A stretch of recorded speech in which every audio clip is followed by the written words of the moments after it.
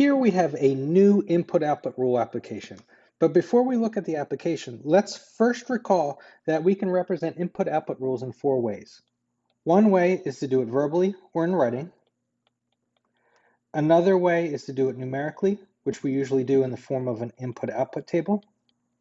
Another way to do it is symbolically or algebraically. We usually do this in the form of an equation, or we can do it graphically in the form of a graph. We have not gotten to that yet, and we won't here in this screencast, but we will soon get to graphical representations. So for now, we are concerned with verbal, numerical, and symbolic representation of the same input-output rule. So here's our specific example. Sue has a $100 gift card to Dick's Sporting Goods, her favorite store for purchasing running shorts. There's a particular pair of shorts she likes that are on sale for 14 bucks. Let X represent the number of pairs she buys, and R represent the amount of dollars remaining on her gift card. Complete the input-output table below and write the rule symbolically. So first thing to realize, technically this is the verbal representation of the rule. So they gave us the rule essentially in verbal form or written form. We now want to do it in numerical form, which is the input-output table, and then we also want to do it in symbolic form, which will be the input-output equation. So let's go through this. If she's got a $100 gift card and X is the number of pairs of shorts she purchases and R is the amount of money remaining on her gift card, how much money would she have left on her gift card if she purchased no shorts? Well, that's the original amount. She'd have $100. Let's say she went with her $100 gift card and bought 1 pair of shorts. Well, if she went and bought 1 pair of shorts, that would cost her 14 bucks, and R is the amount remaining. If you take $14 off of 100, you've had $86 left. Let's suppose she took her $100 gift card and bought 2 pairs of shorts. Then she would buy 2 pairs of shorts, so she'd spend 2 14s, which would be $28, leaving her with 100 minus 28 would give her $72 left. And we got that by doing 100 minus 2 14s. The 86 we got by doing the $100 minus 1 14. So how much money would she have left if she bought 3 pairs of shorts from her $100 gift card? Well, she'd have 100 initially, and then she's going to take off 3 14s because each of the 3 pairs costs 14 bucks. 100 minus 3 14s is $58. To buy 4 pairs of shorts, she'd take her $100 and subtract 4 14s. And if you subtract 4 14s from 100, you get $44. You may also be noticing that each time she buys an additional pair of shorts, the gift card goes down by $14. So we could think about it this way as well. So as she goes up 1 more pair of shorts, this would go down by 14, giving her 30. As she goes up by another 1 pair of shorts, this would go down by 14, which would put her at 16. And then 1 more time, this would put her at 2.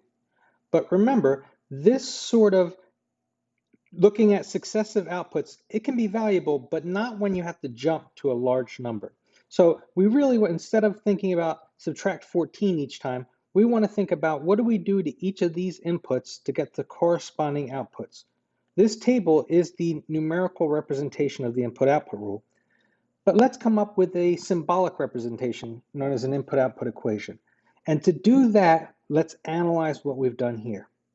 So the amount of money remaining R is equal to, in each of these scenarios, we start with $100.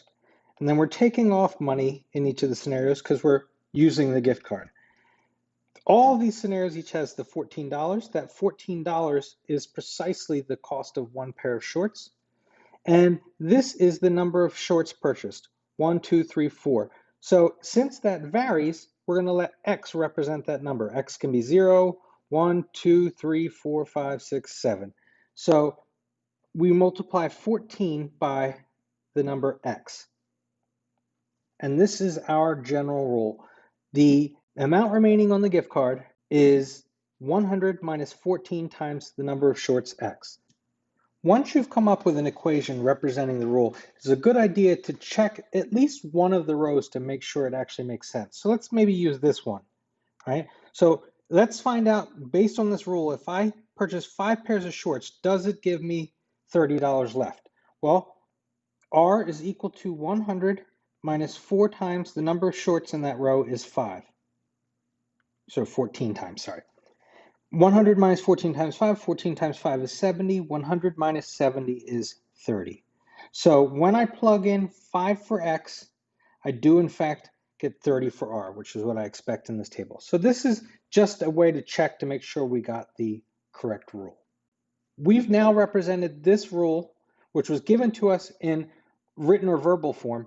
We've represented it numerically in an input-output table, and we've represented it symbolically in the form of an input-output equation. Again, graphing will be coming soon.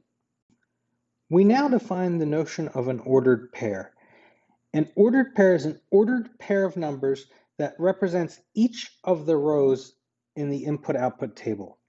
And they're of the form input, comma, output, always in that order, not the other way around. So for example, the ordered pair representing, say, this row right here is 3, comma, 58. What is the ordered pair representing this row right here?